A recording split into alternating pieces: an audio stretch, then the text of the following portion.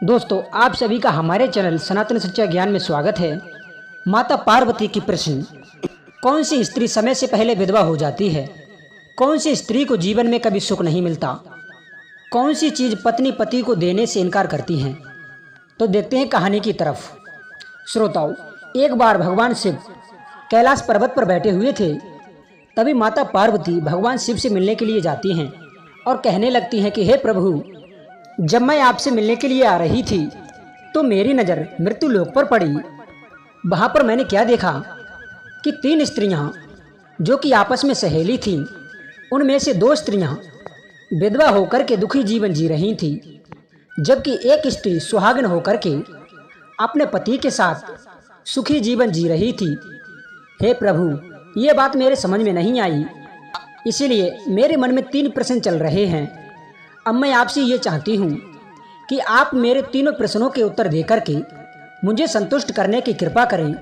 श्रोताओं, इस प्रकार माता पार्वती की बात को सुनकर के भगवान शिव कहते हैं कि हे पार्वती, तुम मुझे अपने तीनों प्रश्न बताओ, मैं तुम्हें तुम्हारे प्रश्नों के उत्तर देकर के पूरी तरीका से संतुष्ट करने का प्रयास करूँगा।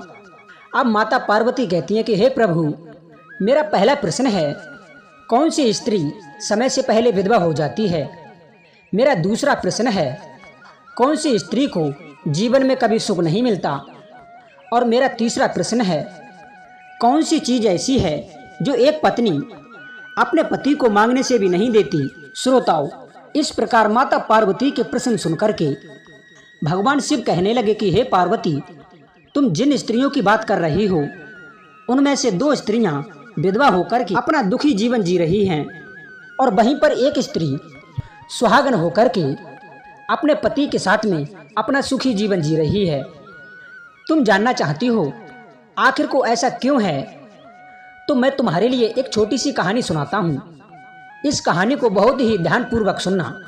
आधी अधूरी कहानी सुनने वालों को आधा अधूरा ही ज्ञान प्राप्त होता है, जो जीवन में कभी काम नहीं आता, क्योंकि तुम्हारे तीनों प्रश्नों के उत्तर इसी छोटी सी कहानी में समाये हुए हैं। यदि इस कहानी को तुमने ध्यान से सुना तो तुम्हें तुम्हारे तीनों प्रश्नों के उत्तर अवश्य ही मिल जाएंगे और तुम्हारे लिए संतुष्टि भी प्राप्त होगी। मित्रों, माता पार्वती कहती हैं कि हे प्रभु, मैं आपकी बात से सहमत हूँ, आप कहानी को शुरू करो।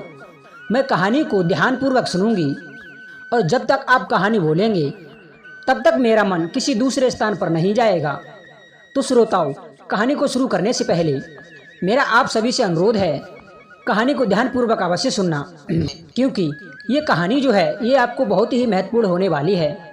तो आइए आज कुछ नया सीखते हैं। भगवान शिव कहते हैं कि हे पार्वती, सबसे पहले मैं तुम्हारे लिए उस स्त्री की कहानी सुनाता हूँ जो सुहागन बनकर के सुखी जीवन जी रही है। देखो, तुम जिस सुहागन स्त्री की बात कर रही हो, वो सुहागन स्त्री एक राजा के नौकर की पत्नी है, और जिस नौकर की वो पत्नी है, उस नौकर को अपनी पत्नी पर पूर्ण विश्वास और भरोसा है कि वह पतिव्रता है, जिसकी महिमा वो अपने साथियों में बार बार करता है। अब सुनो तुम, एक दिन की बात है, उस राजा के नौकर ने अपनी पत्नी की इतनी प्रशंसा की कि वो बात धीरे धीरे फैलते हुए राजा के दरबार तक पहुंच गई। फिर उस राजा ने उस नौकर को बुलाया और उस नौकर से कहा कि तुम हर किसी से कहते हो कि तुम्हारी पत्नी पतिव्रता है, क्या वास्तव में तुम्हारी पत्नी पतिव्रता है? आपको पूर्ण विश्वास है? भगवान शिव कहते हैं कि हे पार्वती, इस प्रकार राजा की बात सुनकर के वो नौकर कहने लगा, हे महाराज, मुझे पूरा विश्वास है कि मेरी पत्नी पूरी तरीका से पतिव्रता है। अब उसी समय पर राजा का महामंत्री कहने लगता है, यदि मैं तेरी पत्नी का पतिव्रत धर्म नष्ट कर दूं तो तुझे क्या सजा मिलनी चाहिए? फिर नौकर ने कहा, यदि तुम मेरी पत्नी का पतिव्रत धर्म नष्ट कर दो तो महाराज मुझे फांसी लगा देना। अब उधर वो राजा का नौकर भी मंत्री से कहता है कि महाराज, यदि यह मेरी पत्नी का पतिव्रत धर्म नष्ट नहीं कर पाए तो इनको क्या सजा मिलनी चाहिए? तो राजा ने कहा कि मंत्री को भी फांसी की सजा दी जाएगी। तब भगवान शिव कहते हैं कि हे पार्वती, इस प्रकार मंत्री ने स्वीकार करते हुए कहा कि हाँ, मुझे फांसी करवा देना। तब वो मंत्री कहता है कि हे नौकर, तू ये बता कि मैं तेरी पत्नी के पास से ऐसी क्या चीज लेकर के आऊं जिससे कि तेरे लिए विश्वास हो जाए कि मैंने तेरी पत्नी का पतिव्रत धर्म नष्ट कर दिया है। तो नौकर कहता है कि हे मंत्री, यदि तुम मेरे घर से जाकर मेरे विवाह के समय पर मुझे एक पटका मिला था और एक कटार मिली थी जो कि दूल्हे को देते हैं, वो मेरी पत्नी ने बहुत ही संभाल कर रखी है, जो कि सुहाग की निशानी मानी जाती है। यदि तू पटका और कटार ला कर के दिखा दे तो मैं मान जाऊंगा कि मेरी पत्नी का धर्म तूने पूरी तरीका से नष्ट कर दिया है। अब भगवान शिव कहते हैं कि हे पार्वती, शर्त स्वीकार हो जाने के बाद में वो मंत्री शहर में जाता है और एक दूती से जाकर के मिलता है। वो दूती हमेशा एक दूसरे से बढ़ाने का काम करती थी और जो काम कोई नहीं करता था वो काम करने में वो दूती सक्षम थी। फिर इस प्रकार उस मंत्री ने उस दूती को अपने स्वार्थ के लिए बुलाया और उस दूती से कहा कि देखो, इस नाम का एक व्यक्ति है, उससे मेरी शर्त लगी है। और फिर उसने उस शर्त के बारे में उस दूती को सारा कुछ बता दिया। फिर उसके बाद में वह उस दूती से कहने लगा कि तू कैसे भी करके उस स्त्री से मेरा संपर्क करवा दे, तेरे लिए जितना भी धन चाहिए मैं तुझे उतना धन दूंगा। तब भगवान शिव कहते हैं कि हे पार्वती, इस प्रकार मंत्री की बात सुनकर के वो दूती कहने लगी कि भाई, तू उस औरत के बारे में बात मत कर, वो औरत पूरी तरीका से पतिव्रता है, वो तो तेरी ओर थूकेगी भी नहीं, तेरी शकल भी नहीं देखेगी और उसके परिवार के व्यक्ति भी खूंखार हैं, वो तुरंत ही तेरी खाल उतार लेंगे। तो मंत्री कहने लगा कि ठीक है, यदि तू मेरा उससे संपर्क नहीं करवा सकती तो एक काम कर दे, उसके घर से जाकर के पटका और कटार चुरा कर ले आ और उसकी पत्नी के गुप्तांग के पास में यदि कोई चिन्ह हो तो वो चिन्ह भी देख करके आना और मुझे बताना, फिर मैं तेरे लिए मुंह मांगी इनाम दूंगा। भगवान शिव कहते हैं कि हे पार्वती, ये बात उस दूती की समझ में आ गई। उसने कहा कि ठीक है, मैं तुम्हारा काम अवश्य करूंगी। वो नौकर शहर में रहता था। अब वो दूती उस नौकर के घर जाती है और उसकी पत्नी से जाकर के बोलती है कि बेटी, मैं तेरी पति की बुआ हूँ और मैं कई वर्षों के बाद आई हूँ। फिर तो उस स्त्री ने कहा, आओ बुआ जी, मैंने आपको पहले कभी नहीं देखा, इसलिए मैं आपको पहचान नहीं पा रही हूँ। और इस प्रकार से उस दूती को उस नौकर की उस पतिव्रता स्त्री ने बहुत ही बड़ा सम्मान दिया। परंतु उसे क्या मालूम था कि यह उसके साथ में छल करने के लिए आई है। अब भगवान शिव कहते हैं कि हे पार्वती, इस प्रकार वो दूती उस पतिव्रता स्त्री के साथ में 2 दिन तक रुकी। जिस समय वो स्त्री स्नान करने लगी तो दूती उठ करके उस पतिव्रता स्त्री की कमर मलने लगी। उस पतिव्रता स्त्री ने बहुत मना किया, फिर भी वो दूती नहीं मानी और कहने लगी, मुझे तुम बेटी से भी प्यारी लगती हो, तुम मुझे अपनी कमर मलने से मना मत करो। काफ़ी दिनों के बाद में मेरी तुम्हारी पहली बार मुलाकात हुई है। अब ऐसा कह कर के वो दूती मुख पर हाथ फिराने लगी।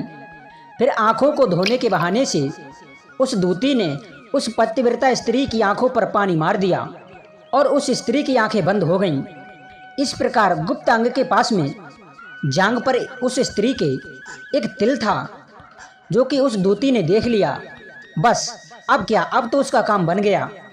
उधर स्नान करने के बाद में जब वो पतिव्रता स्त्री रसोई में खाना बनाने गई तो दूती को मौका मिल गया और उसने पटका और कटार उस नौकर के घर से चुरा ली और वहाँ से एकदम से भाग गई। और जाकर के दूती ने वो पटका और कटार मंत्री को दे दी और उस पतिव्रता स्त्री के जांघ पर जो तिल था उसके बारे में भी बता दिया। भगवान शिव कहते हैं कि हे पार्वती, फिर वो मंत्री पटका और कटार लेकर के सीधा राजा के दरबार में पहुंचा और राजा से जाकर के कहा, महाराज, मैंने नौकर की पत्नी के पास में 2 दिन बिताए हैं और ये पटका तथा कतार मैं उसी के हाथों से लेकर के आया हूँ। फिर राजा ने दरबार लगाया और नौकर को बुलाया तथा महामंत्री से वो पटका और कटार उस सभा में उस नौकर को दिखाने को कहा। फिर राजा की आज्ञा पाकर के मंत्री ने उस नौकर को पटका और कटार दिखाई और उसकी पत्नी की जांघ पर वो तिल था उसके बारे में भी बताया। तो नौकर मान गया कि वास्तव में आज मेरी पत्नी ने अपना पतिव्रत धर्म पूरी तरीका से भंग करवा लिया। भगवान शिव कहते हैं कि हे पार्वती, फिर उस राजा ने फांसी का दिन 15 दिन के बाद रख दिया और कहा कि नौकर को 15 दिन के बाद में फांसी पर चढ़ाया जाएगा। और इस प्रकार से नौकर से उससे अंतिम इच्छा पूछी तो नौकर ने कहा कि महाराज, मैं अपनी पत्नी से अंतिम बार मिलना चाहता हूँ। तब भगवान शिव कहते हैं कि हे पार्वती, इस प्रकार से उस राजा ने उस नौकर को आज्ञा दे दी कि ठीक है, तुम अपनी पत्नी से मिल सकते हो। फिर वो नौकर अपने घर जाता है और अपनी पत्नी से कहा कि आपने मेरे साथ में बहुत बड़ा विश्वासघात किया है। मैंने आपके विश्वास पर मंत्री से ऐसी शर्त लगाई थी कि राजा के दरबार में राजा के सामने मैंने कहा था कि मेरी पत्नी का यदि पतिव्रत धर्म कोई नष्ट कर दे तो मुझे फांसी लगा देना। अब मुझे 15 दिन के बाद में फांसी लगा दी जाएगी। मेरे साथ में विश्वासघात करके तुमने ठीक नहीं किया। तब भगवान शिव कहते हैं कि हे पार्वती, उस पतिव्रता स्त्री ने उस स्त्री ने अपने नौकर पति को सारी बात बताई, मगर उस नौकर को विश्वास नहीं हुआ और फिर से वो राजा के दरबार में पहुंच गया। तो राजा के दरबार में उस नौकर को कैद में डलवा दिया गया। अब उधर नौकर की पतिव्रता धर्म पत्नी ने परमात्मा को याद किया और फिर राजा के दरबार में गई और राजा से नाच दिखाने की आज्ञा मांगी। तब भगवान शिव कहते हैं कि हे पार्वती, उधर उस नौकर की पतिव्रता धर्म पत्नी ने परमात्मा को याद किया और अपना भेष बदल करके राजा के दरबार में पहुंची और राजा से फिर नाच दिखाने की आज्ञा मांगने लगी, क्योंकि वह स्त्री बहुत ही सुंदर थी और राजा जो होते हैं वो बहुत शौकीन होते हैं। इसलिए राजा ने नाच दिखाने की आज्ञा दे दी कि सभी मंत्री संतरी आदि उपस्थित होकर के इस सुंदरी का नाच करवाने की व्यवस्था करें। भगवान शिव कहते हैं कि पार्वती, फिर तो सभी मंत्री महामंत्री राजा आदि सभी दरबार में उपस्थित हुए। फिर उस नौकर की उस पत्नी ने जब नाचना शुरू किया तो राजा को उस स्त्री का नाच बहुत सुंदर लगा। फिर राजा ने कहा कि हे सुंदरी, तुम्हारा नाच बहुत पसंद आया, तुम मुझसे क्या मांगना चाहती हो? तुम जो भी मांगोगी मैं तुम्हारे लिए वही दूंगा। भगवान शिव कहते हैं कि पार्वती, फिर उस नौकर की पतिव्रता स्त्री ने कहा कि महाराज, आपकी सभा में मेरा एक चोर है जिसने मेरे रुपए लिए थे परंतु आज तक वापस नहीं दिए, उसके लिए फांसी की सज़ा दे दीजिए। अब राजा ने कहा कि ठीक है, बताइए मेरे दरबार में तुम्हारा वो चोर कौन सा है, उसका नाम क्या है, मैं उसको फांसी की सज़ा अवश्य ही दूंगा। भगवान शिव कहते हैं कि हे पार्वती, फिर उस नौकर की पतिव्रता स्त्री ने कहा महाराज, आपका मंत्री मेरा चोर है, आप इनको फांसी की सज़ा अवश्य दें। अब उधर जैसे ही मंत्री ने सुना कि ये सुंदरी मुझे अपना चोर बता रही है तो वो मंत्री कहने लगा कि महाराज, मैं कसम खाकर कहता हूँ कि मैंने इसका कभी कुछ नहीं चुराया है, मैंने इसके लिए कभी भी आज तक देखा ही नहीं है, तो मैं इसकी चोरी कैसे कर सकता हूँ? मैंने आज तक इसकी शक्ल भी नहीं देखी है। अब भगवान शिव कहते हैं कि हे पार्वती, जैसे ही मंत्री ने कहा कि मैंने इस सुंदरी की आज तक शक्ल भी नहीं देखी है, तो वो सुंदरी कहने लगी कि महाराज, यदि ये मंत्री मुझे नहीं जानता है, इसने मेरी शक्ल नहीं देखी है, तो आप इससे ये पूछें कि ये पटका और कटार कहाँ से लाया था। मैं उस नौकर की पत्नी हूँ जो कि आपके यहाँ पर नौकरी करते हैं और आप मेरे निर्दोष पति को फांसी चढ़ाने वाले हैं। अब मैं आपको पूरी दास्तां सुनाती हूँ। ये जो आपका मंत्री है, इसने मेरे पास में अपनी एक दूती को भेज करके मेरे गुप्त अंग के पास में जो निशान है उसका पता लगाया और उसी ने ये पटका तथा कटार चुरा करके इसको ला करके दी। और आपके मंत्री के द्वारा भेजी गई दूती जब मेरे घर पर आई थी तो उसने मुझसे कहा था कि वह मेरे पति की बुआ है, वो पहली बार आई है, इसलिए मैं उसको पहचान नहीं सकी। और महाराज, इस प्रकार मैंने उस स्त्री को अपने घर पर बहुत बड़ा सम्मान दिया और मैंने अपने यहाँ पर उस स्त्री की ठहरने की व्यवस्था की। तब भगवान शिव कहते हैं कि हे पार्वती, इस प्रकार उस नौकर की पतिव्रता स्त्री की बातें सुनकर राजा ने उस दूती को बुलाया। फिर उस दूती ने राजा को सारी सच्चाई बता दी, जिससे राजा ने उस नौकर को निर्दोष साबित करके बरी कर दिया और उस मंत्री को सूली पर चढ़ा दिया।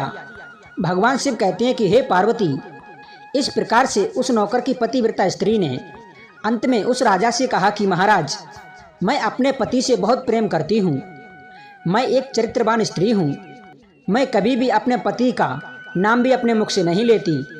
अब भगवान शिव कहते हैं कि पार्वती, मेरी कहानी पूरी होती है, अब तुम अपने तीनों प्रश्नों के उत्तर सुनो। तुम्हारा पहला प्रश्न था, कौन सी स्त्री समय से पहले विधवा हो जाती है? तो जो स्त्रियां अपने पति का नाम लेती हैं वो समय से पहले विधवा हो जाती हैं, क्योंकि पति का नाम लेने से पति की उम्र कम हो जाती है और समय से पहले ही उनके पति की मृत्यु हो जाती है। ऐसी स्त्रियां जो कि अपने पति का नाम लेती हैं वो समय से पहले ही विधवा हो जाती हैं और एक दुखी जीवन जीती हैं। बस यही राज की बात है कि तुम जिन 3 सहेलियों की बातें कर रही थी उनमें से 2 विधवा थी और एक ये नौकर की पत्नी थी जो कि पतिव्रता स्त्री थी। ये पतिव्रता स्त्री कभी भी अपने पति का नाम अपने मुख से नहीं लेती थी।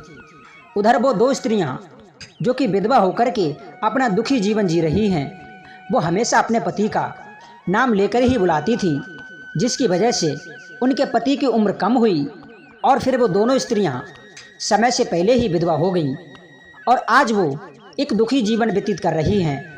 इसलिए कभी भी स्त्री को अपने पति का नाम अपने मुख से नहीं लेना चाहिए। अब तुम्हारा दूसरा प्रश्न था, कौन सी स्त्री को जीवन में कभी भी सुख नहीं मिलता?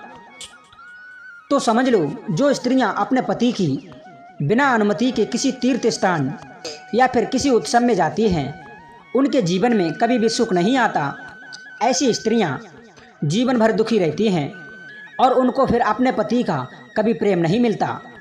अब भगवान शिव कहते हैं कि हे पार्वती, तुम्हारा तीसरा प्रश्न था कि ऐसी कौन सी चीज़ है जो एक पत्नी अपने पति को मांगने से भी नहीं देती? तो समझ लो, वो चीज़ गाली है, या फिर ऐसा समझो कि एक स्त्री अपने पति को कभी कंधा नहीं देती। एक चरित्रवान स्त्री कभी अपने पति को गाली नहीं दे सकती और दूसरा कोई भी स्त्री अपने पति को कंधा नहीं दे सकती। और जो स्त्री गाली देती है वो स्त्री कभी चरित्रवान नहीं होती और ऐसी स्त्री जीवन भर रोती है, उसके जीवन में कभी भी सुख की घड़ी नहीं आती और समय से पहले ही ऐसी स्त्रियां विधवा हो जाती हैं। श्रोताओं, इस प्रकार कहानी सुनने के बाद में माता पार्वती को अपने तीनों प्रश्नों का उत्तर मिल चुका था। अब माता पार्वती पूरी तरीका से संतुष्ट हो चुकी थी और कहती है कि हे प्रभु, वास्तव में जो स्त्री चरित्रवान होती है वो कभी दुखी जीवन नहीं जीती, क्योंकि ऐसे घर में लक्ष्मी जी का सदैव ही वास होता है और वो घर धन और धान से हमेशा भरपूर भरा रहता है। तो मित्रों, कैसी लगी ये कहानी आपको? हमारे लिए कमेंट बॉक्स के माध्यम से अवश्य बताना। हम आपको मिलते हैं एक नई ज्ञान चर्चा के साथ नेक्स्ट वीडियो में। तब तक सभी श्रोताओं को हर हर महादेव।